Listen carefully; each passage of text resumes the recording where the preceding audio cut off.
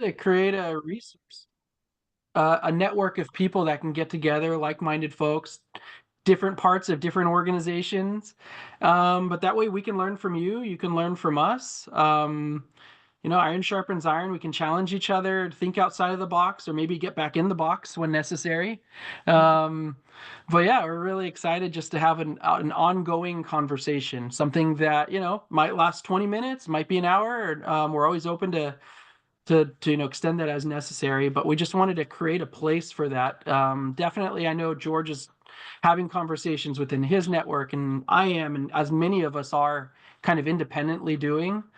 The heart behind this is just kind of having an ongoing conversation with like-minded folks to just keep growing, keep learning, the best that we can. Hey, Mike, good to see you.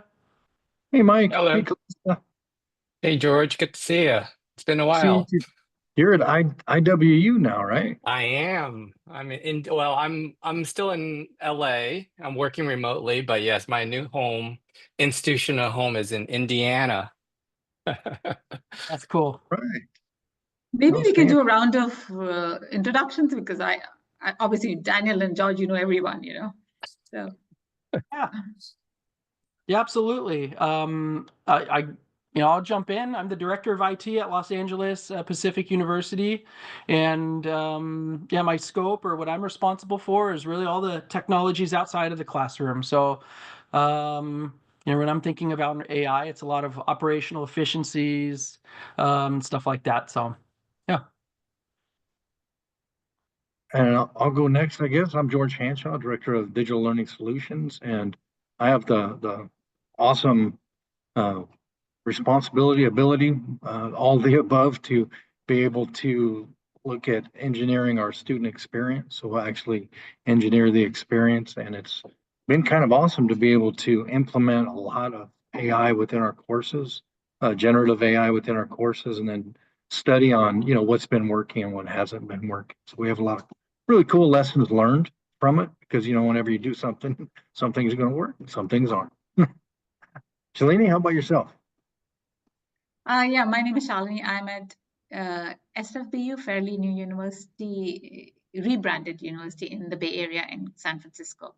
I am the AI strategist. Oh, Great. What's the name of your school again, Shalini? San Francisco Bay University.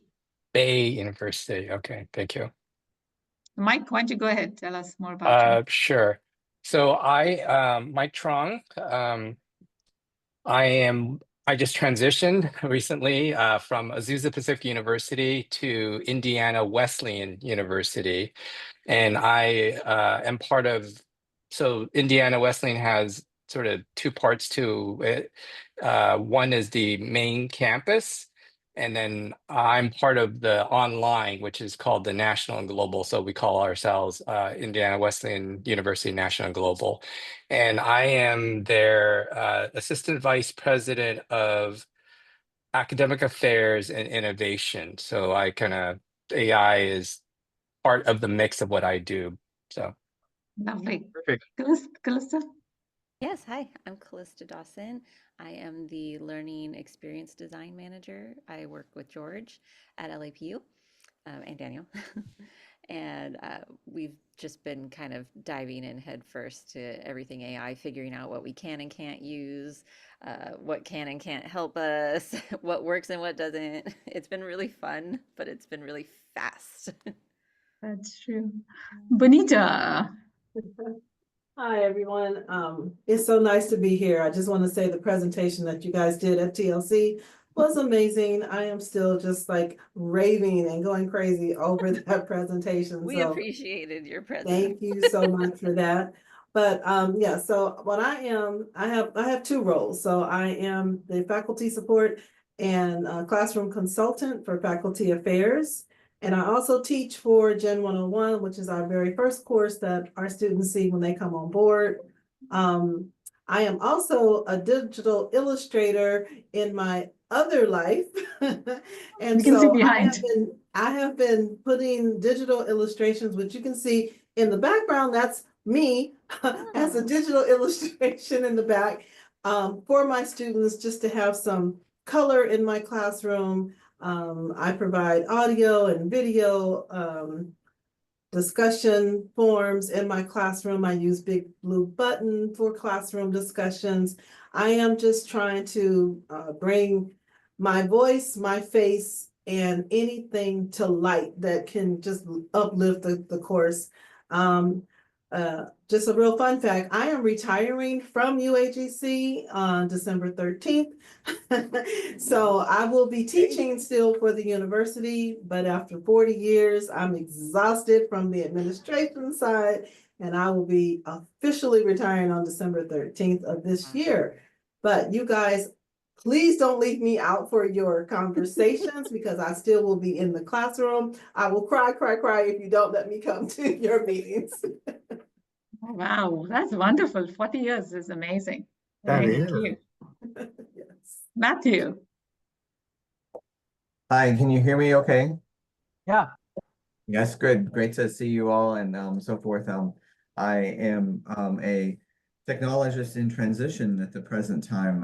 I left a position here in Washington, D.C. In June, and I think, as my wife has told me, I've been more busy than I ever have and haven't brought in any income, which is an amazing place to be because you can do work and be transparent in really unique ways, which are something for another conversation. But have done and doing a lot of work around AI, all with nonprofits, nonprofits that are adamant about spinning up any kind of AI immediately, and others that want to take a more careful approach. So I'm very excited to meet you all. Lovely. Welcome. Mike. I'm assuming I'm introducing myself. Yes. I jumped Yes. in a little late, I'm sorry. I'm Mike Wilday. I'm the manager of Learning Technology Solutions. I helped implement our AI course assistance in all of our courses, done a lot with AI prompt engineering, do a lot with AI as far as like art and Firefly and different things, and just kind of have a lot of look into that realm. So yeah, that's who I am. That's Oh, awesome. lovely. What institution are you from, Mike? Oh, I'm from Los Angeles Pacific University. He's one of us. Yeah. That's why he was Daniel a couple of minutes ago. Yeah. And then You saw that Right. too? I was like, Mike, update your name. I registered for these and I didn't get any calendar invite. I don't know what happened. It didn't show up on my calendar or anything. He's So actually not a real person. He's an AI bot that's just representing. I'm just kidding. No. We That wanted would to be show you the awesome. I have latest and 12 greatest. fingers. I just want to tell you guys, I am born and raised from Los Angeles, California. So when I heard that you guys are from Los Angeles, I was like, yes, I can Yes. relate. That's great. One of the things I'm curious to hear from y'all is, I mean, and Matthew, you kind of brought up a good point. There's people all over the spectrum of ready to adopt, ready to run with it, take it and run. We have some of those in our university, and then you got people on the other side of the fence that are absolutely terrified, like just mortified of what's happening to our society, and they have all these, horrible ideas of what AI, are, and so. I'm curious in terms of like the temperature at your university or your organization, or in case, if you're not currently at a place where you just left, what's the temperature like there? What's the appetite for AI at your university or your org? I'd like to start just because AI is something that a lot of our managers, associate directors in the beginning was really leery of because they were more concerned about academic integrity and things like that from our student perspective. I am a former, programmer in the background. I've had networking experience in the background. So they should have known I was going to come on board and be like, look, we need to get on board with this because this is the wave of the future. So what I started doing is I started introducing Chat GPT in the meetings, showing coworkers how to use Chat GPT to expound on the conversation in the room. And so to my shock, our associate director put a Chat GPT survey, if you will, in a meeting one day. I almost choked. I couldn't believe it because at first she was just like, oh, no, we're not trying to go down that road. But it was really enlightening for our crew. We have like a team of maybe 15 people or so between the development office and the faculty affairs office. And everybody just lit up like fireflies because it was like, okay, we can see the positive part of ChatGPT. And I'll just say one last thing. I actually grade papers for my classroom, and I have learned just this past week how to upload my paper into ChatGPT and then write a prompt to analyze that paper for all of the requirements that are needed for that paper, and then literally craft a summarized feedback, craft whether or not they, adhere to their SMART goals or not, craft what kind of responses I'm going to give, and then I add, of course, my embellishments to that prompt. But it was like, whoa, the amount of things that I just learned in a week's time from uploading the paper into ChatGPT as opposed to just uploading it on my computer and then me going through every line saved me so much time. So I'm a real geek when it comes to AI. So trust me, if I get too excited, just say, Benita, calm down, calm down, calm. Don't calm down. We love it. I think it's great, Benita, and it's definitely one side of the spectrum that we're hoping to hear from quite a bit. So I think that's excellent. Benita, if I can pile on to what you're saying, the reason why that's cool is because we were experimenting with Spark, our version that's from Nectar, our partner. And Daniel, you were a part of it. I was part of it. We had other faculty members who were using it to help grade. And what we found via the research and kind of our own, experience is that students love it when they get that in-depth information from the machine, but then also get your contextual feedback as a prof. They see it as a great benefit. At least that's been our experience so far. Yeah, my students, I've had 18 in my last class. That class actually ended on Friday. And I got so much more excitement from the students, even though I'm a cheerleader for my students anyway. So they know I'm coming in with crazy stuff and joking and all that stuff. And that's fine and good. But when it came to my feedback, I was able to dig really deep, give them some specific substantive feedback based on what I saw in their paper. And sometimes when you're looking at a paper, you can miss some things, right? But ChatGPT did not miss not one thing, because when I said my prompt writing has become so much better than when I first started. So I've learned how to write that prompt to where I want specific results. And once I got to the point where I learned how to write the prompt correctly, my output, I jumped in the room and told my husband, you don't even know what I just did. Oh my God, my prompt came out like perfect. And he was like, that's good, dear. As you can tell, he's not a technology person, but that's fine. I'm teaching him.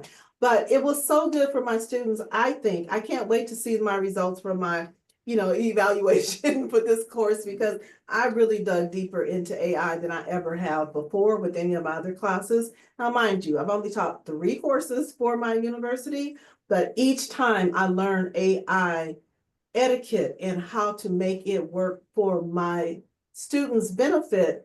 And then because I work for faculty affairs, I learned how to write prompts for my observations, because I also observe faculty in the university. So it's like, okay, y'all ain't gonna get rid of me when it comes to observations and all. I won't be doing observations for the faculty, but I will still be in my classroom. But I want to teach our faculty before I leave on the 13th. My coworkers, use AI to your benefit to even look at a faculty member's process. What are they doing? Are they giving feedback? If they're not, what are the suggestions you can give to them? What recommendations can you provide to them? And I can write prompts that says, provide a recommendation to this faculty member for XYZ. And so if they allow me to teach them that, but some of them are really like, no, we're not trying to do that. We're not trying. That's awesome, Bonita. Thanks for sharing. Hey, Hannah, welcome. This is recorded conversation, just so you know. But you came at a perfect time. Do you want to introduce your role and where you're coming from? Can you all hear me? Yes. My name is Hannah Kim. I'm a visiting scholar at Purdue University Learning Design and Technology program. I'm helping Dr. Henshaw with his class that he's teaching for the master's program. Great. Very cool. Thank you. So one of the questions that we were asking the group, and Shalini, Mike, Matthew, or Hannah, or really anybody that wants to jump in, but we're trying to gauge what's the temperature at your university or organization like, or the place that you were most recently came from, around the appetite for AI, right? What sort of resistance are you meeting, or maybe somebody's pushing you to go faster? What's that look like and feel like? Yeah, I'll go maybe Bonita on the opposite side, in the job hunting space and helping nonprofits. In fact, I just posted on my LinkedIn a report from Tectonic Justice, an organization that's trying to hold technology accountable to this space, especially as we move into Gen AI. They list millions and millions of people who lives are being impacted negatively by companies putting AI into the decision-making process, and specifically for a person today. And I'm active in a lot of people's lives, like myself, that are looking for the next employment.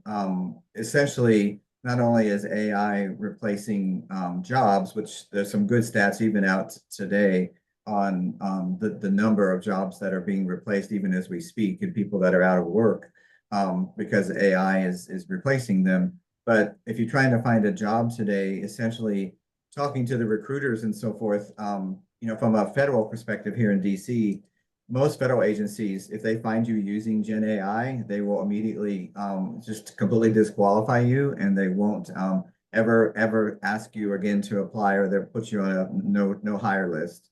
And so they really want to know who you are as a creative, and what you can do, and how your brain works, and are going the exact opposite of not using augmentation or the things you can do with Gen AI, as you described well, that can help you. They're wanting to see who you are as a candidate, coming into a role.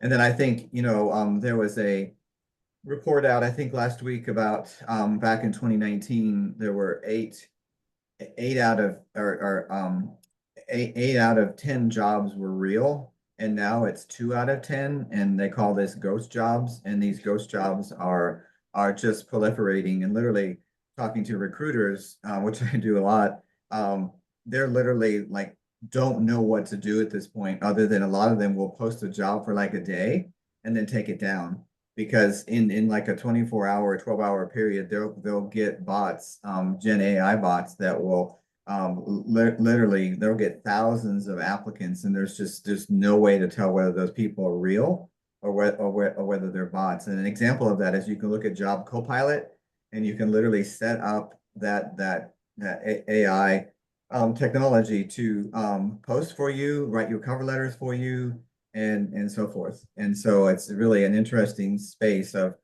what we've created, and what's happened with all of this. And I worked at Laterna University for 13 years, and I taught AI and machine learning way back then, when it wasn't that popular like it is today. But so I use it all the time to augment my information, ask it to help me write and things like that. It even does some. I do use it for assessing. Like, there's a lot of times where some of the best advice right now is to write these sort of in cover letters resumes, so that AI can find them, because most AI is some of the big companies is looking at your resumes. And so you can ask, like my favorite is Notebook ML from Google, because you can create these notebook spaces, kind of like if you do data analytics with Juniper and things like that in Python.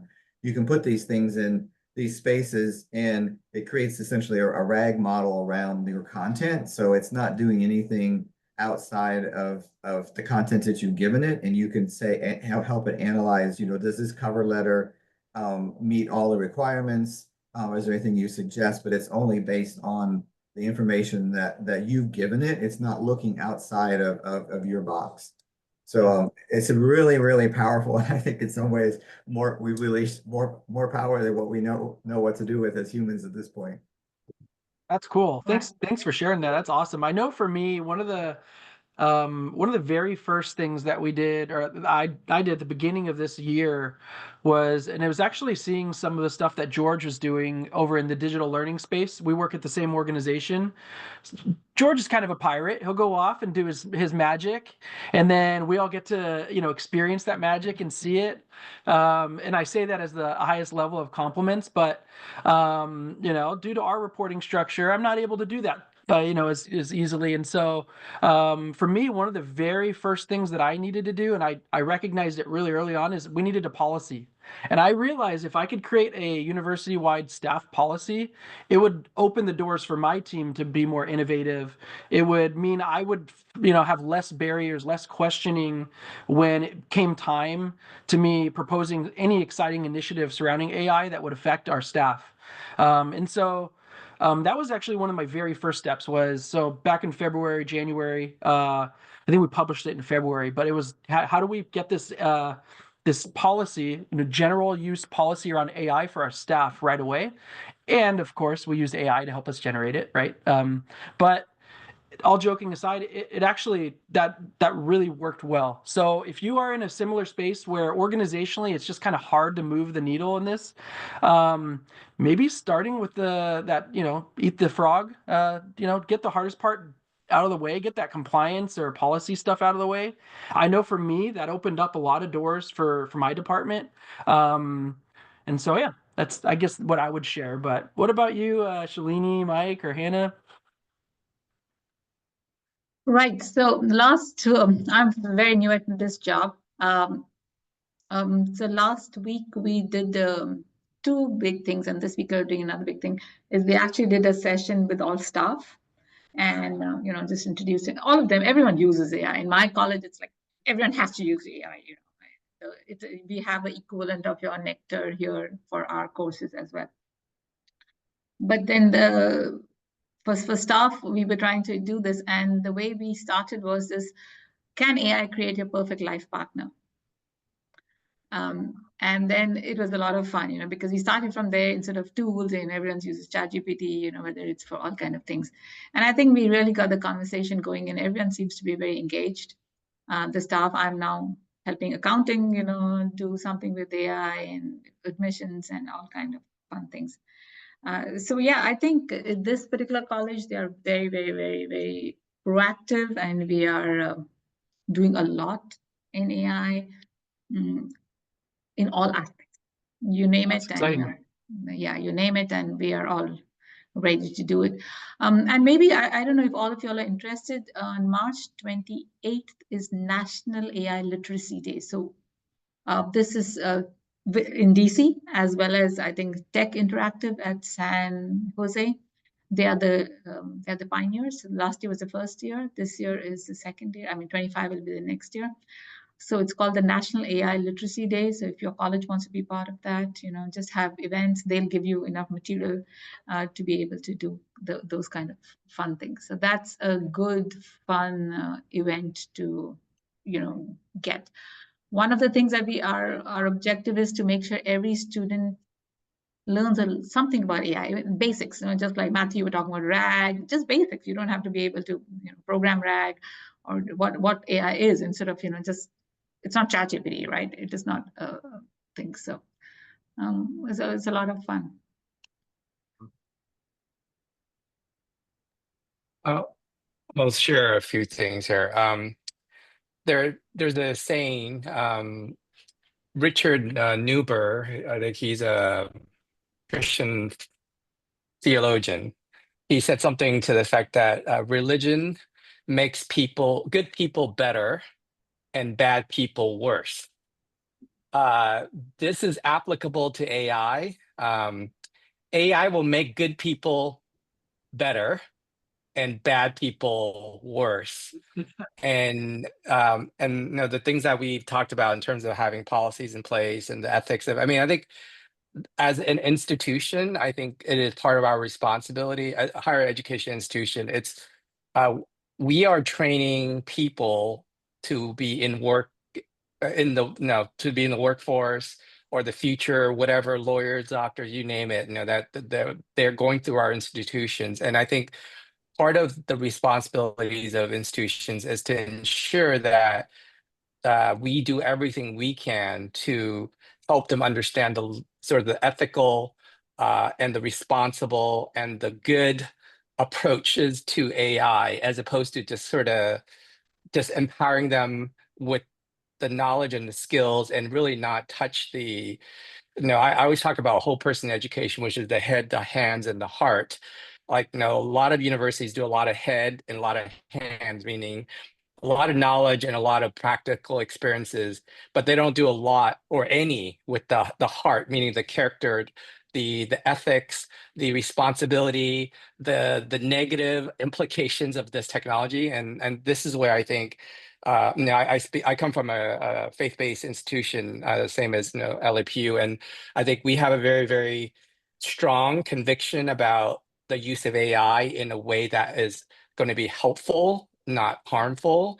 And so that comes with us being a little more careful. Like, so we don't, for example, have this, anything goes. We actually control a lot of the way that we approach the use of AI, even among the staff and the faculty, not to limit their freedom or to limit I mean, they can do whatever they want on their own personal accounts, but when it comes to their sort of GPT Teams account that the school provides, we have a certain, a set of sort of principles and policies that they just they can't do certain things, so that we in some ways model what we want our students to be doing, rather than sort of, because I think that the days of, I mean, we're still early in the days of AI, and things are a little still in the wild, wild west. But I think we still need a sheriff in town, especially in the wild, wild west. The sheriffs actually play a bigger role, if you will, than in when it's more established. So anyway, I just want to put that out there. So. No, I think it's a great point, Mike. And in fact, just like I think Daniel alluded, the first thing we do in the college is create the policy, which is guardrails, right? And the principles. And I think the UC system has done an amazing job. I'm sure all of you are aware of the 4 principles that they're using for, using AI. And it's like my daughter says, we are doing it for humanity, right? Or are we trying to do it for efficiency? No, we're doing it for humanity. So keep the human at the center, the students in the center. And at our college also, we are, very focused. I think we have a very large, from the legal team downwards, who is sitting and creating the policies. Guardrails are important. Humanity is important. And let's keep that central to the thing. Yeah. We like to use that term of responsible use of AI. When our president's very particular about that use. It's not just ethical, it's responsible. It goes beyond ethics. And it's like that with all technology. We recently hosted a presentation on using AI inside the classroom to provide AI powered feedback. And I'm a very recently just joined the faculty team as an adjunct, just about a year ago. I've only taught a few classes with very small class sizes, but my counterpart had, decades of experience. She's taught thousands of students. And so it was really interesting to see this person that's very new to the field of teaching, me and her, yet we both are using the tool responsibly to try to provide something better for our students. And we both had different perspectives on what that looks like.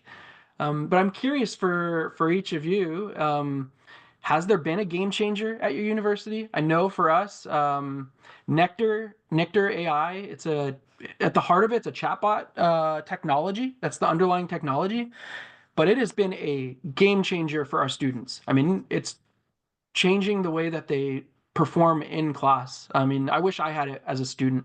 I feel like students now have access to a calculator, and all of us went through math school without a calculator. That's like how it feels to me, But I'm curious at your orgs or where you come from or where you're going. What is that like? What's that big thing? And George, I mean, can I piggyback off what Mike was saying for a moment? Oh, for sure. Yeah.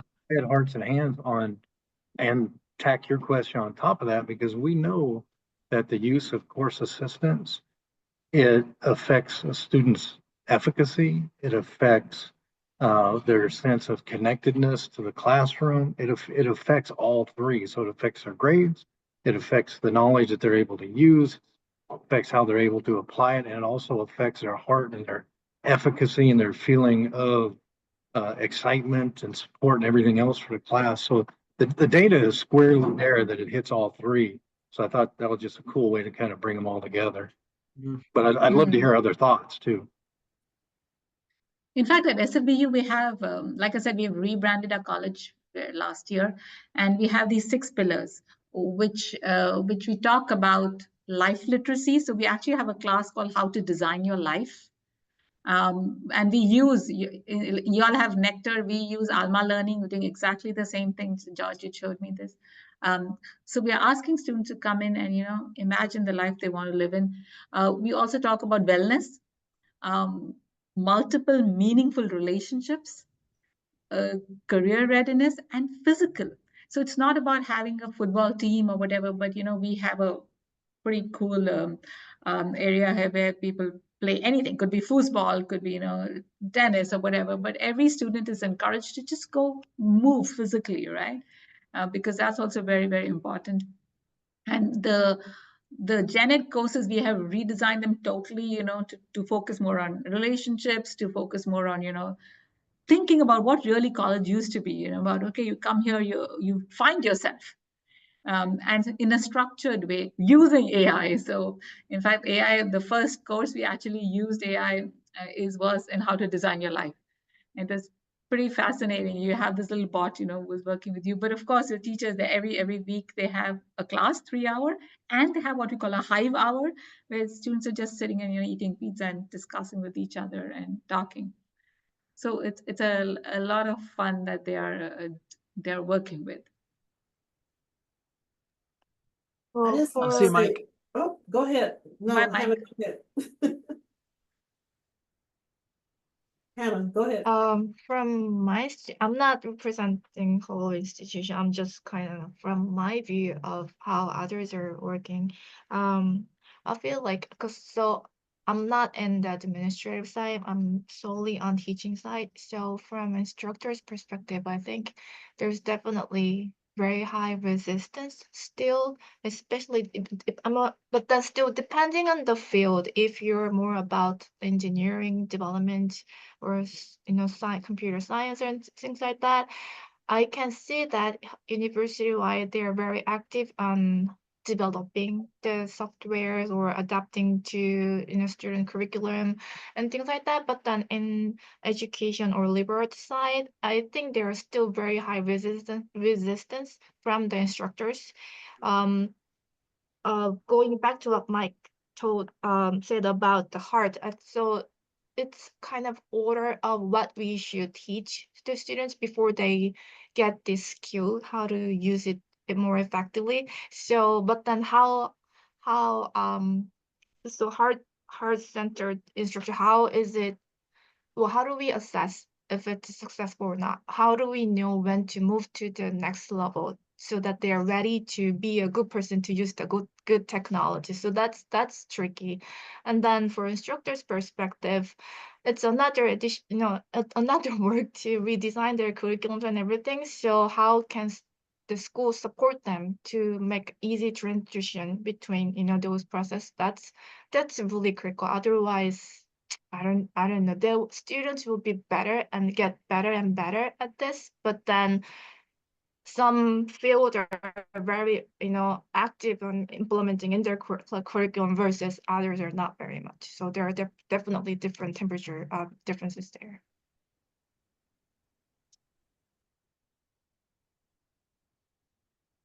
Mike, go ahead. I was gonna let Bonita. I guess she was. I want to make sure Yeah, she say what I she was wants. typing it in the chat, but I'll continue. I was just gonna say, I teach the very first course that our students take when they come to our school. And so that gives me an opportunity to also introduce AI in the academic appropriate way. So I do notice that some of the students, they are a little savvy on ChatGPT. But what they try to do is they try to answer fully the answers to our SMART goal analysis piece that we provide for them. And I can tell because they forget to use me. They started using the wrong words where I can tell they pulled it from someplace else. So then I go back and I'm like, let's have a tough conversation about where you grab this information from. And then here are some ways that you can use this information, take snippets of that, but I need to hear from you. And we were talking about the heart recently, right? So it has to come from their heart, but you cannot use that as your full descriptive for who you're trying to show me you are.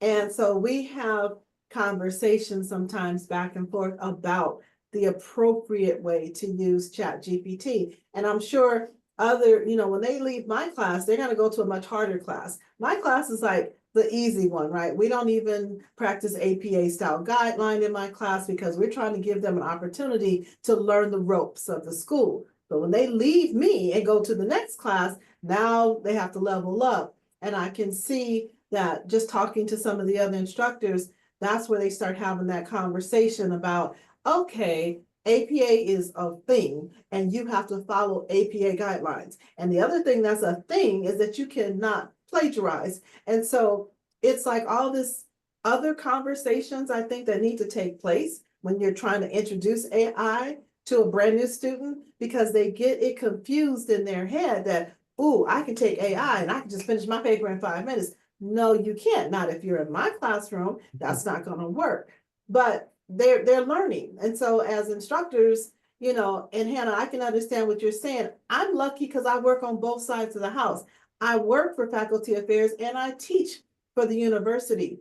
But it took me 8 years to start working, teaching for the school. And when I got in the classroom, I saw the other side of the house. And I saw how you had to have conversations with the students in a whole different way than what faculty affairs was telling me how I needed to talk to faculty members. It was not jiving.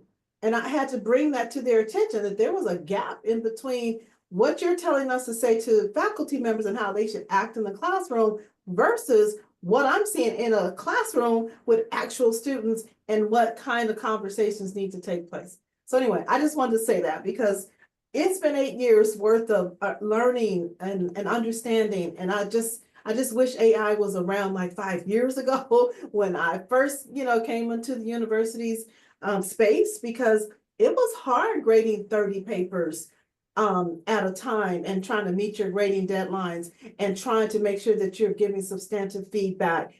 And now AI helps with that, but it's not like we're replacing what's coming from our heart. So I just want to say that. That's good.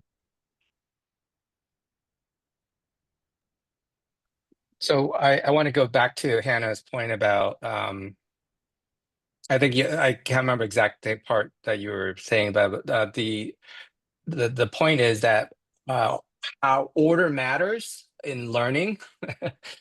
If you are a freshman in a composition class learning how to write better, using the AI to basically do your homework is not helpful. It's actually harmful because the very class that they're supposed to learn how to write at a college level, they are basically outsourcing.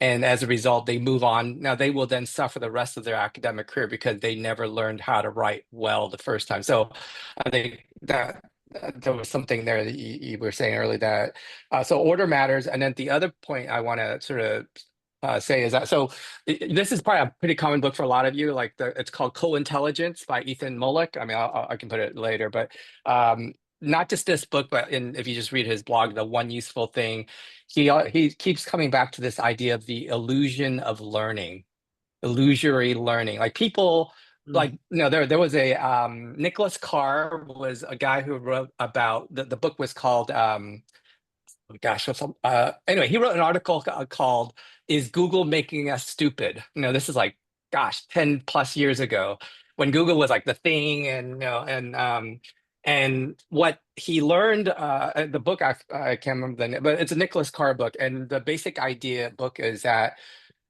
people think, oh, if I Google something, let's say, someone says, oh, this X topic, I Google it and I read 2 sentences from it. It's like, I know what that is. I got it checked. And they think in their mind, I've comprehended, I have mastered this. In reality, they just read 2 sentences of what this new topic is. That's what's happening with this AI, generative AI. People prompt something and it's like, oh yeah, I'm gonna prompt this out, and it's like, oh, it looks great. And they think, I've learned this thing. I'm gonna move on in my life, learn something else. In reality, they didn't learn squat, because all they learned how to do was prompt it in a way that got what they close to what they think. But at the end of the day, what's happening now, I think, with generative AI and some of the so it's almost like, there's a lot of now research about, like, you shouldn't give smartphones to kids under 13, because before 13, their minds are fully undeveloped and very impressionable, and their identity. I mean, it just, lots of problems can happen if you get the phone under 13. Maybe but the same thing is, I would want to say that we actually don't want to give AI, unfeathered AI, use to, I would say, anybody short of a junior or a senior in college, because they are still learning the fundamentals of, freshmen in GE. Like, if you don't know how to learn to read or write or whatever, and you all basically starts outsourcing all this stuff, you basically are giving up the foundation of your future career and life. Like, imagine if you go to a doctor and the doctor says, you ask him something and like, wait a minute, let me chat GPT the answer. So anyway, that'll be a scary world. Like, but that's the world we're going into if we don't really put some guardrails and some order of things in place. So I think is an excellent point both of y'all make. But so one of the things we do at SFBU, especially when we're using this, in class, the AI, we have guardrails. We trained on Bloom's taxonomy and all these other fun things. Is have different kind of assessment things. So we have multimodal wins. You can do a dance as your project. You can actually draw a comic thing, as your thing, where students actually engage in things rather than just make it easier for them to copy. Through obviously the machine does not, the AI does not let them, the one that we have, all the guardrails and everything. But I think more and more education needs to rethink of why we educate. I mean, this has been my pet peeve for a couple of, GPT's been around since 2019 now, since through OpenAI, and I've been interacting with it.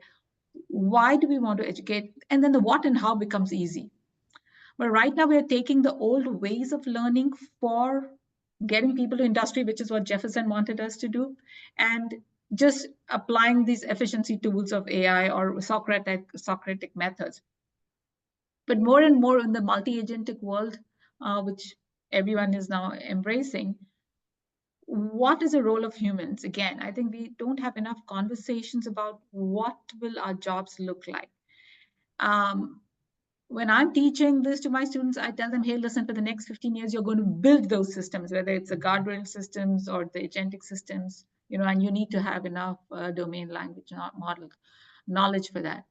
But if you're looking at a K through 12 person, what am I going to teach them? People keep saying critical thinking. What does that even mean? We've talked a lot about critical thinking for 50 years. We really don't know. Back to Hannah's thing, how do you assess the heart part? How do you assess critical thinking? How do you teach that? And I think that's a conversation that, again, will be bang in our faces 15 years from now. I'll be doing everything. And they were like, why do we need education? And we just wouldn't have taken the time to think through this for 10 years.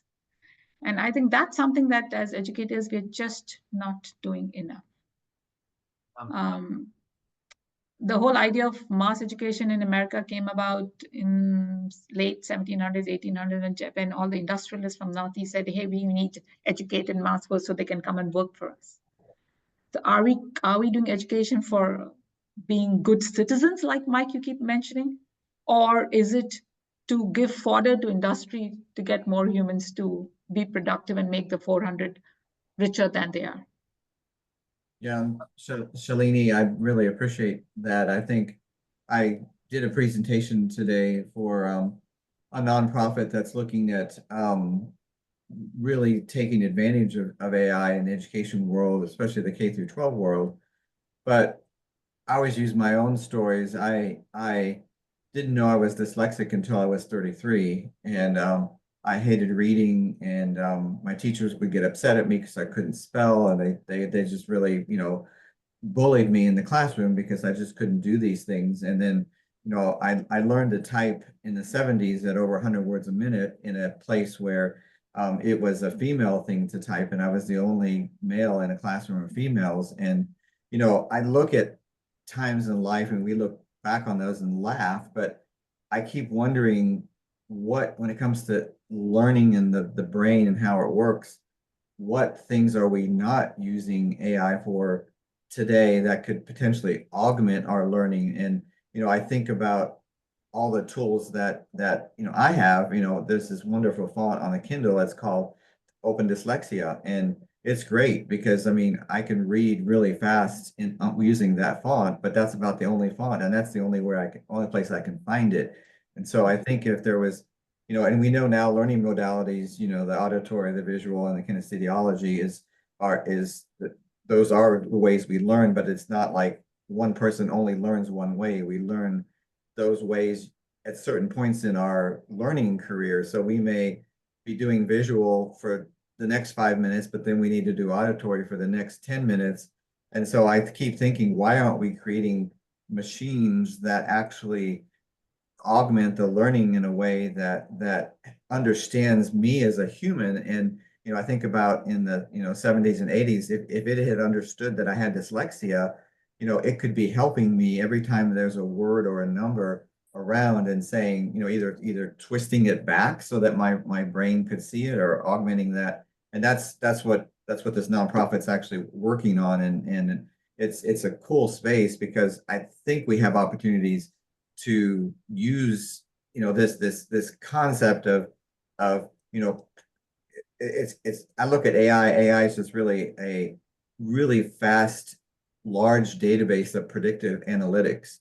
And so if we can predict how a person is learning in a specific situation and help them augment that learning. And my favorite, I don't read a lot of science fiction or even fiction work. I prefer nonfiction, but I did read Neil Stephenson's Diamond Age, the primer of a young lady, and I love that story because that's what he was saying was existed in this world. Essentially, this machine that went with this young lady everywhere she went and helped her learn, and learned about her, and learned about, if I'm in, creative writing class, I totally agree. You shouldn't be cheating with creative writing, but this machine has the capability to say, well, wait a second, you're cheating. You're not learning right now. So I'm going to turn off, and Right. I'm going to find out why you aren't learning, and I'm going to help you learn, and then let the teacher continue to do their work. But it gets to this hyper personalized learning capability.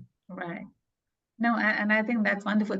And the other thing, Mike, when you talk about co-intelligence, if you read Ethan Mollick's not latest blog post on after he used Strawberry. I don't know if you all use Strawberry or Orion or QStar or whatever they call it. He actually talks about, I don't know whether co-intelligence is needed anymore. I mean, he just scared the hell out of him, and it is fascinating. I mean, we play around a lot with Strawberry or 4.0 or whatever that's called, and with O1, and it is mind blowing.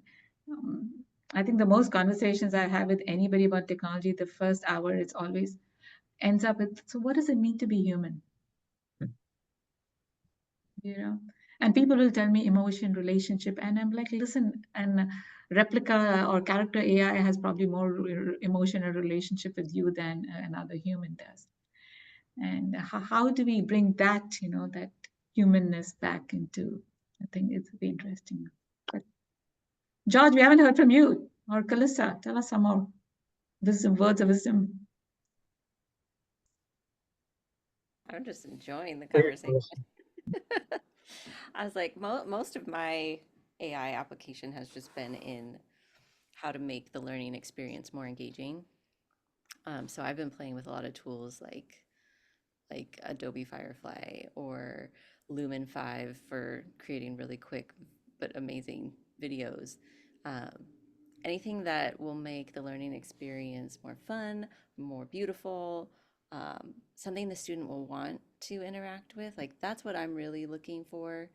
And yeah, Notebook has been really cool for creating Yeah, podcast versions podcasts. of our syllabi. Like, who wants to read a syllabi when they can Mhm. listen to a fun conversation about the syllabi? Right. So it's just been game changing for us, and the the speed at which these tools are coming out, it's like it's hard to keep up, but it's I fascinating, know. fun, and using well said to generate really good narration. We used to spend so much money on hiring voice actors, and this has been game changer. Like when we dropped our budget for voice acting, that meant I was the voice actor. That was not my favorite way of hearing my voice in every video.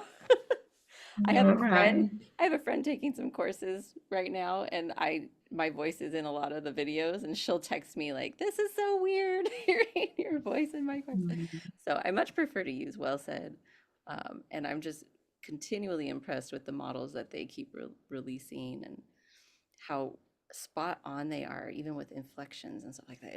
It's so cool. So yeah, I'm more on the practical application side of the conversation, while I do totally understand the nitty gritty conversation of the ethics and what is it really doing for learning. I'm looking for how can I make the learning more fun so they'll want to learn. Oh, this is fun. If I should tell you a fun thing, I was sharing with George. Um, one of the tools I use at my other colleges is not just the chatbot, but a visual representation of me. It looks like me, talks like me, and it's interactive, just like your chatbots. Mhm. And I was showing it to one of my deans a couple of colleges back, and the dean says, Calista, to your point of engagement, what if we put the student's face right there and they can learn from themselves?